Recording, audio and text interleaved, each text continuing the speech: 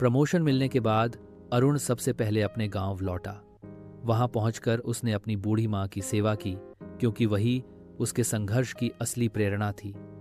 मां को गर्व था कि उसका बेटा अपनी मेहनत से इतना आगे बढ़ा। कुछ समय मां के साथ बिताने के बाद अरुण फिर से शहर लौटा और अपने काम में और अधिक समर्पण से जुट गया। उसकी जिम्मेदार और साफ दिल प्रवृत्ति ने सबका दिल जीत लिया। धीरे धीरे अरुण की शादी भी हो गई। अब उसके जीवन में नया सहारा था, जो हर मुश्किल और हर खुशी में उसके साथ खड़ी। प्रमोशन मिलने के बाद अरुण सबसे पहले अपने गांव लौटा। वहां पहुंचकर उसने अपनी बूढ़ी मां की सेवा की, क्योंकि वही उसके संघर्ष की असली प्रेरणा थी। मां को गर्व था कि उसका बेटा अपनी मेहनत से इतना आगे बढ़ा। कुछ समय मां के साथ बिताने के बाद अरुण फिर से शहर लौटा और अपने काम में और अधिक समर्पण से जुट गया।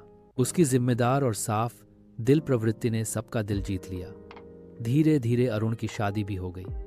अब उसके जीवन में नया सहारा था, जो हर मुश्किल और हर खुशी में उसके साथ खड़ी रही। अरुण ने साबित किया कि मेहनत मां। प्रमोशन मिलने के बाद अरुण सबसे पहले अपने गांव लौटा। वहां पहुंचकर उसने अपनी बूढ़ी मां की सेवा की, क्योंकि वही उसके संघर्ष की असली प्रेरणा थी।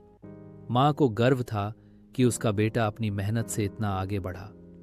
कुछ समय मां के साथ बिताने के बाद अरुण फिर से शहर लौटा और अपने काम में और अधिक समर्पण से जुट गया।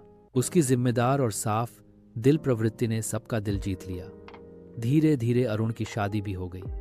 अब उसके जीवन में नया सहारा था, जो हर मुश्किल और हर खुशी में उसके साथ खड़ी रही। अरुण ने साबित किया कि मेहनत मां। एक छोटे से गांव का लड़का राजू बहुत गरीब था। घर में खाने तक की तंगी रहती, लेकिन दिल में एक सपना था, लोगों की सेवा करना। पढ़ाई अधूरी रहने के बावजूद उसने हिम्मत नहीं हारी। शहर आकर एक अस्पताल में सफाई कर फसल बर्बाद हो गई। हार मानने के बजाय रामू ने दूसरे गांव जाकर मजदूरी की, पैसे बचाए और फिर से खेत में मेहनत शुरू की। धीरे धीरे उसकी मेहनत रंग लाई और एक दिन वो आत्मनिर्भर किसान बन गया। एक छोटे से गांव का लड़का राजू बहुत गरीब था। घर में खाने तक की तंगी रहती, लेकिन दिल में एक सपना था, लोगों की सेवा करना। पढ़ाई अधूरी रहने के बावजूद उसने हिम्मत नहीं हारी। शहर आकर एक अस्पताल में सफाई कर फसल बर्बाद हो गई।